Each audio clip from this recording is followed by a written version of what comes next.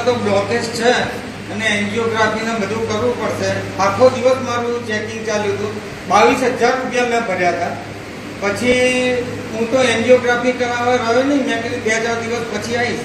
પછી કરોડ પાછો આવી ગયો. ફાઇલ લઈને આ ડૉક્ટરને પેલો ડૉક્ટરને થોડું ડૉક્ટર એક બે મિત્રો હતા એમને મળ્યો ને કે આ તો બધું તમારે કરાવવું જ પડશે. પણ એક ડૉક્ટર મારા મિત્ર છે મને કે તમે આયુર્વેદિક ઉપર જાઓ ને કે આ બધું જવાનું ને કે એટલામાં મને ભાઈ પ્રફુલભાઈનો પરિચય હતો એટલે પ્રફુલભાઈ મળ્યા અને આ નોનીની દવા બતાડી મને.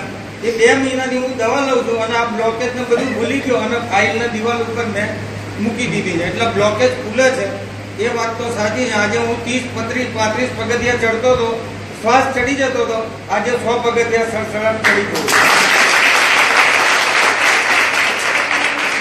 અને સાથે સાથે આજે મારા મોબાઈલમાં મેસેજ આવ્યો છે થોડી કમાણી થઈ છે. 4-1 હજાર રૂપિયાની અત્યાર સુધીમાં મારે કમાણી પણ થઈ છે.